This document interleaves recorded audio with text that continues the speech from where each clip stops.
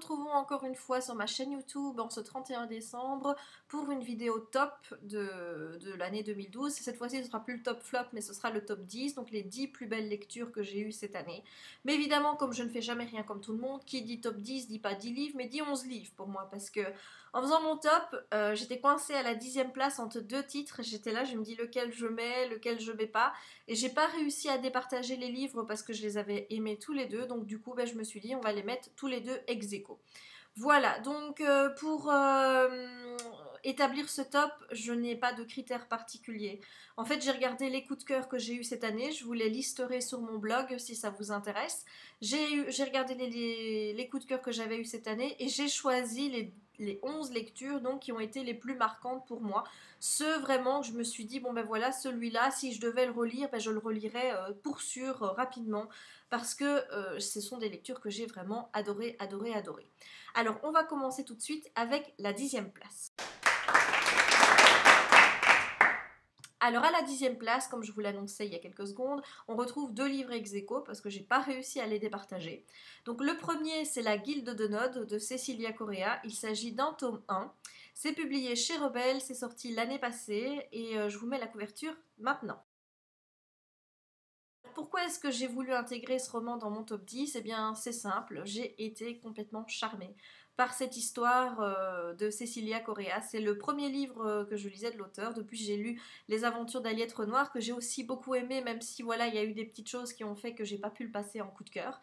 Mais La Guilde de Nod, ça reste vraiment un très bon souvenir, une belle histoire d'amour vampirique, même si je suis pas fan du vampire qui s'appelle Mathieu, si mes souvenirs sont bons. Lui, je pouvais pas m'énerver. Pour moi, c'était pas un vrai homme. Il n'arrêtait pas de pleurer, de se lamenter. J'en avais marre. Par contre, Marcus, qui était l'autre vampire présent, m'a beaucoup plus séduit. On voyage beaucoup dans ce tome. Il y a un style qui est descriptif, mais c'est pas plombant. Ça m'a pas non plus trop gêné. J'ai bien avancé dans l'histoire et j'en garde vraiment un excellent souvenir. Donc ça, c'est le premier livre que je vous recommande aujourd'hui, qui arrive donc en 10e place. Il s'agit de La Guilde de Nod. Le second livre qui arrive en ex aequo avec La Guilde de Nod, c'est un roman de la collection R. Je suis en train de lire le tome 2 actuellement, donc il s'agit de Night School, donc le tome 1. C'est publié dans la collection R, c'est écrit par C.J. Dougherty et je vous mets la couverture maintenant. Alors pourquoi est-ce que j'ai voulu intégrer ce roman à mon top 10? Eh bien c'est tout simple, j'ai beaucoup aimé. C'était tendu pendant tout le roman, c'est-à-dire que vous ne savez pas dans quoi vous mettez les pieds. Vous suivez donc Ali, qui est une jeune fille qui est un petit peu difficile, voilà, elle fait des bêtises. Et ses parents, pour la remettre sur le droit chemin, vont l'envoyer à Cimmeria, qui est une espèce de collège assez fermé, où il y a vraiment que des VIP, quoi, en gros. Hein. Et donc là-bas, elle va rentrer dans un milieu où on va pas lui dire grand-chose. Elle va essayer de deviner petit à petit ce qui se passe, parce qu'elle se dit il se passe des choses assez bizarres. Il y a des cours qui sont donnés en nocturne. Elle ne comprend pas un petit peu tout ce qui se passe autour d'elle. Et puis, plus on avance, plus on a envie de savoir. Et l'auteur, elle nous fait attendre, elle nous fait languir. Et à la fin, ben voilà, on a des premiers éléments de réponse qui tombent. Et moi, j'ai trouvé ça mais complètement fabuleux. Je l'ai lu en 2 jours. J'étais vraiment subjuguée, complètement envoûtée par l'histoire. Il y a un triangle amoureux, évidemment. Les personnages étaient assez intéressants. J'aime beaucoup le personnage d'Ali. J'aime beaucoup le personnage de Carter, un peu moins celui de Sylvain. J'ai hâte de savoir ce qui va se passer dans le tome 2. Je vous tiendrai d'ailleurs au courant très rapidement. Mais voilà pourquoi est-ce que le tome 1 de Night School se retrouve à la 10e place de mon top. Alors à la 9e position de mon top 10, on retrouve un livre tout en émotion, un livre que je conseille vraiment à tout le monde de lire. Il m'a vraiment bouleversée, il m'a touchée, j'ai pas pu m'empêcher de verser ma petite larme à la fin.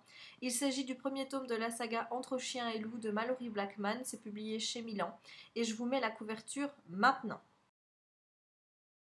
Entre chien et loup, pourquoi ce roman figure dans mon top? Et bien de toute façon, il n'aurait pas pu en être autrement. C'est une des lectures les plus touchantes que j'ai lues cette année, donc ça parle de racisme, mais Malory Blackman l'a interprété à sa façon, puisque le monde est en quelque sorte dystopique, puisque vous avez la réalité de notre monde inversée, c'est-à-dire que les blancs sont minoritaires et sont un petit peu lynchés par les Noirs, qui sont donc majoritaires et qui ont tous les pouvoirs. Et donc l'histoire raconte un petit peu l'environnement de ce monde dystopique, comment ça fonctionne, les inégalités, la manière dont chacun ne comprend pas l'autre, parce que le racisme n'est pas que d'un côté, ce n'est pas les noirs vers les blancs, c'est aussi les blancs vers les noirs. On ne se comprend plus et on voit un petit peu, à force de toujours s'énerver, de toujours s'engueuler et de ne pas s'écouter, on voit un petit peu l'escalade de la violence à travers ce livre. Et dans cette intrigue, eh bien, au milieu des deux, il y a deux jeunes, un garçon blanc et une fille noire. Alors maintenant, ne me demandez plus les noms, je vous les mettrai ici en bas parce que ça fait déjà un moment que j'ai lu le livre. Et j'ai pas été relire mes chroniques avant de faire la vidéo, c'est pas bien Jess. Enfin bref, dans cette histoire donc on retrouve ces deux ados qui arrivent donc de mondes complètement différents, qui sont amis depuis qu'ils sont enfants, et plus ils grandissent, ben forcément plus ces inégalités sociales, plus ce racisme va prendre de la place dans leur relation, et on voit un petit peu comment cette relation va évoluer. Ce roman est juste magnifique, je vous le conseille, et j'espère lire le tome 2 très très bientôt. En 8e place de mon classement, on retrouve un livre que j'ai lu il n'y a pas si longtemps que ça et que j'ai vraiment beaucoup aimé. C'est un genre que je ne lisais pas du tout avant, et puis j'ai lu Fifty Shades et j'ai commencé à m'intéresser à ces romances un peu plus épicées. Et entre Fifty Shades et ce livre-là, eh bien, mon cœur balançait. Mais pour finir, voilà, il y avait tellement plus d'émotions à la lecture de ce roman que j'ai préféré le mettre à la place de la saga Fifty Shades, qui n'aura donc, ça c'est un scoop que je vous dévoile, qui n'auront donc pas sa place dans ce top 10. Alors, le bouquin en question, il s'agit du premier tome de la saga Crossfire de Sylvia Day. Donc le premier tome se prénomme Dévoile-moi en français et publié chez J'ai lu, et je vous mets la couverture maintenant. Pourquoi Crossfire? Pourquoi Dévoile-moi? Eh bien, c'est tout simple. J'ai tellement eu d'émotions en lisant ce bouquin, avec cette romance qui m'a vraiment prise aux tripes, que je ne pouvais pas ne pas le mettre. Je vous dis, j'ai hésité avec Fifty Shades, parce que là, si c'était pas l'intrigue qui me donnait envie de le mettre dans le top, c'était plus Christian Grey. Je me suis dit, bon, qu'est-ce qui est le plus important? Est-ce que c'est le garçon ou est-ce que c'est l'intrigue? Et j'ai préféré mettre en avant l'intrigue. Donc il s'agit d'une romance. Vous retrouvez un petit peu les péripéties de Gideon Cross et de Eva, qui vont se rencontrer, vont apprendre à se connaître, et vont avoir une relation vraiment tumultueuse. Dans ce premier tome, on apprend le passé de Eva, qui est un passé difficile, et on va voir un petit peu comment ce passé va jouer un rôle dans leur relation actuelle. Et dans les tomes prochains, enfin j'espère, on devra découvrir le passé de Gédéon, qui fait que lui aussi a quelques difficultés à pouvoir s'adapter à cette relation à deux, mais on sent qu'ils s'aiment tellement, ils ont tellement envie de réussir, c'est tellement agréable à suivre. Maintenant, le petit bémol, c'est que plus vous avancez, plus vous avez l'impression d'avoir des répétitions, les mêmes choses qui reviennent, on reste un petit peu dans le même train-train, et j'espère vraiment que le tome 2 saura briser cela. En attendant, Dévoile-moi se trouve dans le top 10 de cette année. Alors en 7e place de ce classement, on retrouve un livre qui m'a beaucoup plu également. De toute façon, c'est tous des livres qui m'ont plu. Mais celui-ci m'a séduit parce qu'en lisant la 4e de couverture, je ne savais pas du tout à quoi m'attendre, et j'ai été vraiment bluffée par la richesse du livre. Donc il s'agit de la saga Infernité de Brody Ashton, publiée aux éditions Milan, et je vous mets la couverture maintenant. Comme je vous le disais, quand vous lisez la 4e de couverture, vous ne savez pas trop dans quoi vous vous embarquez.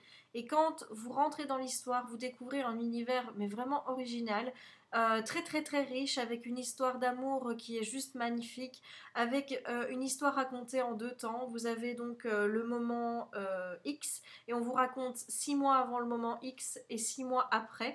Et j'ai aimé passer de l'un à l'autre, j'ai aimé la dynamique du roman. Il y a vraiment un bon rythme, l'histoire est très passionnante, très intéressante. J'ai aussi versé ma petite larme à la fin du livre, tellement j'étais surprise par la fin, je ne m'attendais pas du tout à ça. Je me demandais vraiment comment l'auteur allait réussir à terminer son roman, et là ça a été mais vraiment waouh quoi. Donc du coup j'ai pleuré parce que cette fin ça ne me convenait qu'à moitié. Donc du coup j'attends le tome 2 avec impatience, et d'ici là je vous recommande vraiment de le lire. À la 6e place de ce classement, on retrouve une auteure que j'adore, et j'adore, c'est mon auteure à chouchou. Vous avez sûrement compris de qui il s'agit de ma petite Sophie Jomain. Mais avec quel titre? Parce qu'il y en a eu 2 cette année. Eh bien, on la retrouve avec Les Étoiles de Nos Aide, le tome 3, donc Accomplissement, qui est publié chez Rebelle. Et je vous mets la couverture maintenant. Pourquoi accomplissement? Eh bien tout simplement parce que j'ai encore été bluffée par ce roman. À chaque fois, je me dis que je vais la coincer à un moment donné, la petite Sophie. Mais non, elle m'a encore surpris. La fin m'a laissé mais sur le cul, je m'y attendais pas du tout. J'ai vraiment adoré ce 3e tome. Malheureusement, vous ne verrez pas de chronique sur mon blog, tout simplement parce que je l'ai lu en avant-première. Et comme j'avais du retard, j'ai pas chroniqué, donc il faut que je le relise. Donc j'essayerai de faire ça très, très rapidement pour vous donner mon avis sur Les Étoiles de Nos-Head, tome 3. Donc j'ai retrouvé Lys et Anna avec grand plaisir, donc suite aux événements qui s'étaient passés dans le tome 2, cette fin qui m'avait complètement laissé en me disant non Sophie, tu peux pas me faire ça. Et le développement du tome 3 m'a vraiment beaucoup plu. On voit Lys et Anna évoluer, aussi tous les deux, voilà, Lys devenir un peu plus tolérant, Anna devenir encore plus sûre d'elle et prendre les devants. J'ai aimé la dynamique de Storm, c'est une pure merveille, cette saga je ne cesse de le répéter. Et voilà, mais le tome 3 fait de nouveau partie de ce top 10 et avec grand plaisir. Et je vous le recommande, si vous n'avez pas lu Nos Aide, mais lisez-le, qu'est-ce que vous attendez? À la 5e position de mon top 10, on retrouve une nouvelle fois Sophie Jomain. Ben oui, mais qu'est-ce que vous voulez? Elle n'a fait qu'écrire que des bonnes choses cette année-ci, alors forcément elle s'y retrouve 2 fois.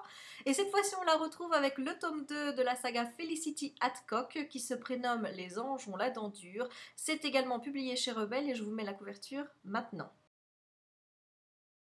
Alors, Felicity Hadcock, j'avais beaucoup aimé le premier tome, j'avais souligné la fraîcheur, j'avais vraiment été épatée par la capacité de Sophie d'adapter son style à des romans comme ça totalement différents. On voit un petit peu le côté poétique d'un Head, et là on passait dans quelque chose de beaucoup plus sulfureux avec un côté vraiment vous voyez, un petit côté épicé, une intrigue qui était vraiment très très drôle et j'avais vraiment beaucoup aimé, mais voilà, je trouvais qu'au niveau de l'intrigue, ça cassait pas 3 pattes à un canard. Mais là, au niveau du tome 2, mais my god, elle m'a mais époustouflée à tous les niveaux. Je m'attendais pas aux révélations qu'elle m'a fait, j'ai trouvé que l'histoire était beaucoup plus aboutie. J'aime voir l'évolution des personnages, Felicity, voir aussi Stan, voir aussi Terrence, même si vous savez bien que je préfère mon petit Stan. J'ai vraiment été bluffée à tous les niveaux. En plus, comme je vous l'ai dit, il faut vraiment lire en parallèle la saga de Cecilia Correa parce que voilà, il y a des petits chassés-croisés qui se font, j'en dirai pas plus. Mais cette saga, Felicity Hadcock, elle a vraiment des capacités à dépasser Nos Head. Ben regardez, la preuve, il se retrouve 5e alors que Nos Head est numéro 6. Donc vous l'avez pas encore lu, ben pareil, qu'est-ce que vous attendez? Felicity Hadcock n'attend que vous. Mais faites attention, c'est pas le même genre que Nos Head qui est plus destiné pour un public young adulte. Là, vous êtes vraiment dans une saga urban fantasy bitlit avec beaucoup d'humour et aussi avec un peu de sexe. Mais je vous le recommande, cette saga, c'est la meilleure saga pitlit urban fantasy francophone, tout simplement. Eh bien, on commence à rentrer dans les choses sérieuses. Nous voilà aux portes du podium, à la 4e place. Là, je vous avoue que j'ai commencé à avoir beaucoup de mal à choisir les livres qui commençaient un petit peu à grimper. J'ai eu du mal à choisir entre le 3 et le 4 et j'ai eu du mal à choisir entre le 1 et le 2. Mais à la 4e place, voilà, j'ai décidé de mettre une saga Bitlit que j'ai découverte cette année et que j'ai vraiment beaucoup aimé. J'aurais dû la lire avant, je comprends pas pourquoi est-ce qu'elle est restée si longtemps dans ma palle et maintenant je ne comprends pas pourquoi est-ce que je n'ai encore lu que 2 tomes alors que j'ai quasiment toutes les sorties depuis. Enfin bref, ça c'est du jazz. Alors quelle est-elle cette saga Bitlit? Eh bien il s'agit de La chasseuse de la nuit. Donc les tomes 1 et 2, puisque ce ne sont que ces 2 tomes-là que j'ai lus cette année, donc de Janine Frost, qui est paru chez Milady, et je vous mets les couvertures des tomes 1 et 2 maintenant. Alors pourquoi cette saga figure-t-elle dans mon top 10? Eh bien c'est tout simple, j'ai vraiment eu un gros coup de cœur sur Cat et Bones, sur l'univers, sur la dynamique entre les personnages, il y a beaucoup d'humour, il y a du sexe évidemment, il y a des histoires, des enquêtes qui sont très agréables à suivre. Ce sont des romans qui se lisent vraiment tout seuls. Une fois que vous rentrez dans la dynamique du couple Cat et Bones, rien à faire, vous êtes piégés. J'ai vraiment tout aimé dans cette saga et il me tarde vraiment de lire la suite. Troisième position de ce top et donc dernière marche du podium. Il s'agit d'une saga que j'ai commencé l'année passée et je me souviens que j'avais mis le tome 1 directement aussi dans mon top 10 alors que je l'avais lu fin décembre. J'ai enchaîné avec le tome 2 tout de suite et puis quand le tome 3 est sorti, bah, je l'ai lu directement et là ça a été juste l'apogée de cette saga que j'ai vraiment aimé. Donc il s'agit de la saga Rouge Rubis avec le troisième tome, donc Vert Émeraude, qui est sorti donc au mois de mars si mes souvenirs sont bons. C'est écrit par Kerstin Gier et c'est publié chez Milan et je vous mets la couverture maintenant. Alors cette saga, j'ai vraiment aimé depuis le début. Je vous dis, déjà le premier tome figurait dans mon top de l'année passée. Il s'agit de l'histoire de Gwendoline qui va apprendre qu'elle a le gène pour faire les voyages dans le temps alors qu'elle pensait que c'était sa cousine Charlotte qui avait ce gène-là. Et donc elle n'a pas du tout été préparée à ça et il va falloir qu'elle réussisse sa mission avec Gideon qui est donc le personnage masculin capable d'avoir ce gène pour voyager dans le temps. Ils ont la mission donc de récupérer le sang des 12 voyageurs du temps pour pouvoir les mettre dans le chronographe et une fois que les sangs des 12 personnes seront récoltés, eh bien le secret sera révélé. Voilà, donc on n'en sait pas plus, on avance petit à petit dans cette saga où au début c'est vrai c'est très très énigmatique mais quand vous suivez l'intrigue, quand vous avez la relation entre Gideon et Gwen qui prend de l'ampleur, vous avez une Gwen qui est juste vraiment une héroïne, mais franchement c'est une de mes héroïnes préférées tellement je l'ai trouvée courageuse, pleine d'humour. Et ça va tout seul. Ça va tout seul jusqu'au tome 2 où là vous avez moi j'ai trouvé que le tome 2 était un peu plus mou, même si j'ai beaucoup aimé parce qu'en fait on n'apprend rien. On avance dans l'histoire, mais grosso modo j'ai trouvé que c'était un tome où on n'apprenait pas grand chose. Et puis le tome 3, alors là c'est l'explosion en matière de révélation. J'ai été vraiment surprise par le tour de l'histoire. J'ai vraiment kiffé.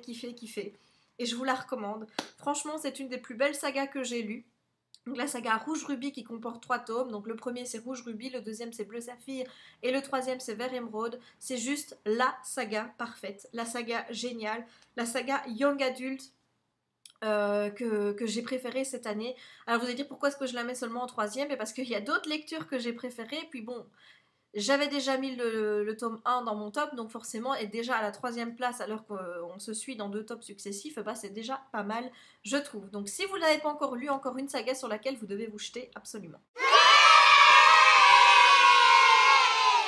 Deuxième place de ce top 10 de l'année 2012. Alors là, je vous avoue que ça a été le casse-tête chinois. Je me suis posée devant mon ordi pendant au moins 15 bonnes minutes avec les 2 titres qui restaient que je voulais absolument mettre dans ce top 10. Et je me suis dit, mais comment je vais les départager? C'est juste pas possible. Je les ai vraiment aimés à mort tous les deux. Vraiment, c'est vraiment ces 2 livres-là qui ont fait mon année 2012. Donc j'ai choisi en fonction de critères complètement arbitraires et subjectifs qui sont les miens, à savoir que je n'avais lu qu'un tome d'une saga et j'en avais lu 3 d'une autre. Voilà, donc ça se dégage un petit peu, je crois déjà qu'il y a certaines personnes qui ont compris. Mais donc dans le top 2, dans le top 10 de cette année, à la deuxième place figure la sélection de Kirakas, donc le premier tome qui est sorti début d'année chez Robert Laffont dans la collection R. Et je vous mets la couverture maintenant.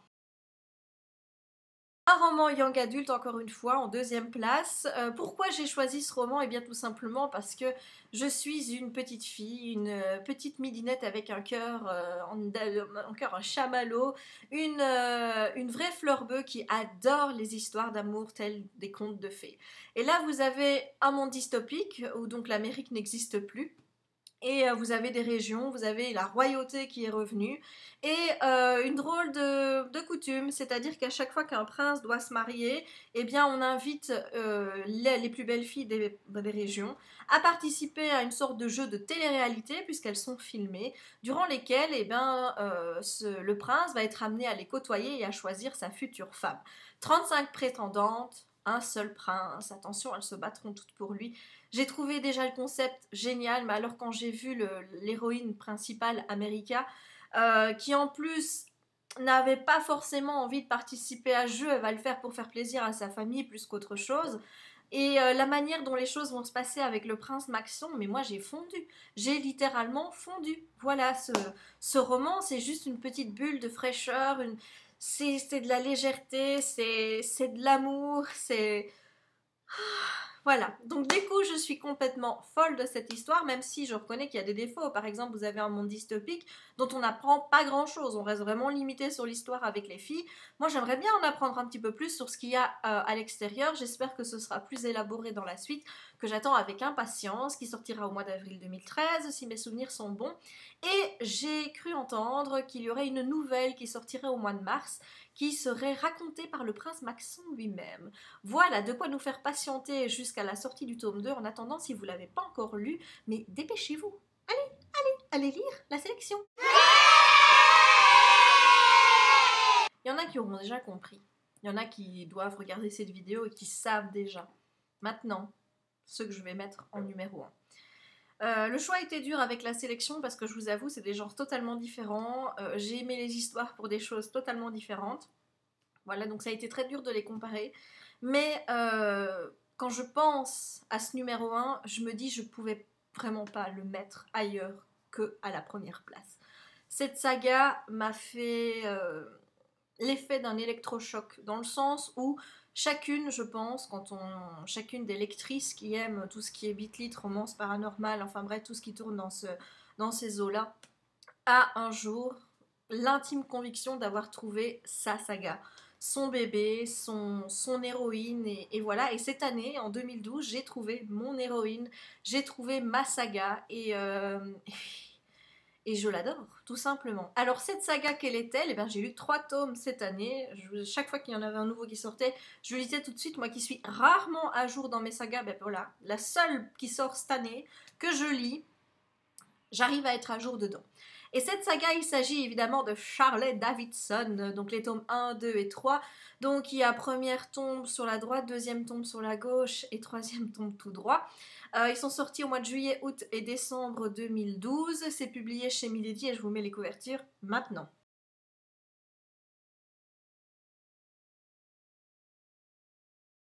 Pourquoi Charlet? Pourquoi en numéro 1? Eh bien c'est simple, comme je vous l'ai dit, j'aspirais depuis longtemps à trouver vraiment une osmose parfaite avec une saga Bitlit, et là je l'ai eu, je l'ai trouvé avec Charlet. J'aime tout là-dedans, j'aime l'héroïne avec son humour et sa répartie. Cette fille me fait mourir de rire à chaque page, même si je trouve que parfois elle est lourde. Il n'y a rien à faire, j'aimerais qu'on soit vraiment amis dans la vie. J'adore tout chez Charlet, j'aime sa façon de voir la vie, de voir les choses, la manière qu'elle a de rester très simple, alors qu'elle a quand même des grosses responsabilités sur le dos. Enfin bref, c'est juste the héroïne parfaite. Ensuite, vous avez l'intrigue qui chaque fois donc reprend des petites enquêtes policières, puisque Charlet est détective privé. J'arrive à chaque fois à être voilà, intéressée par ces enquêtes, même si c'est pas le plus important de l'histoire. À chaque fois, elle m'emmène avec elle dans ses recherches, et j'ai envie de savoir un petit peu comment elle va arriver au bout, si elle va trouver le coupable, comment elle va dévoiler les choses. Enfin bref, voilà, j'aime ça aussi. J'aime les personnages secondaires qui sont autour d'elle, que ce soit Gareth, que ce soit Cookies. Je trouve qu'il y a une telle osmose entre eux que vous avez vraiment l'impression d'être dans une pièce et vous les voyez discuter et vous dites mais purée, ces relations elles respirent, la sincérité, l'amitié, enfin bref, on ressent vraiment tout ça à la lecture. Puis vous avez l'histoire avec Reyes évidemment, qui est donc le beau mâle de ce roman, qui elle stagne un petit peu malheureusement, mais qui reste tellement mystérieuse, qui nous envoûte littéralement, et on lit le livre pour voir un petit peu aussi ce qui va se passer avec Reyes à chaque fois, même si on se dit depuis le tome 2 mais qu'il est bien trop absent à notre goût.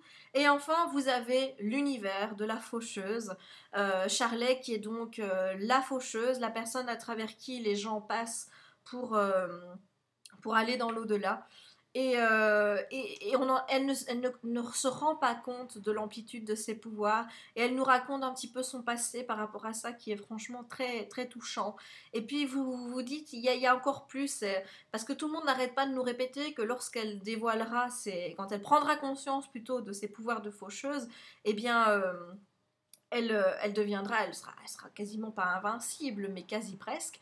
Et on a envie de savoir, on a envie un petit peu qu'elle se dévoile, qu'elle prenne conscience de ce qu'elle est. Et à chaque tome, on fait une petite étape en plus là-dedans. Et j'ai vraiment hâte qu'on soit vraiment à fond dans l'intrigue par rapport à la faucheuse, par rapport à tout ce qui se passe avec Reyes, à cette guerre qui se prépare et qu'on annonce de plus en plus. J'ai vraiment hâte de voir la suite. Je sais pas du tout quand le tome 4 sort en français, mais je pense sincèrement que je vais me le procurer en VO avant, parce que je le veux, quoi. C'est Charlet, c'est ma saga Bitlit à moi, et c'est la saga que je vous recommande. C'est la saga numéro 1 de mon top 10 de cette année 2012.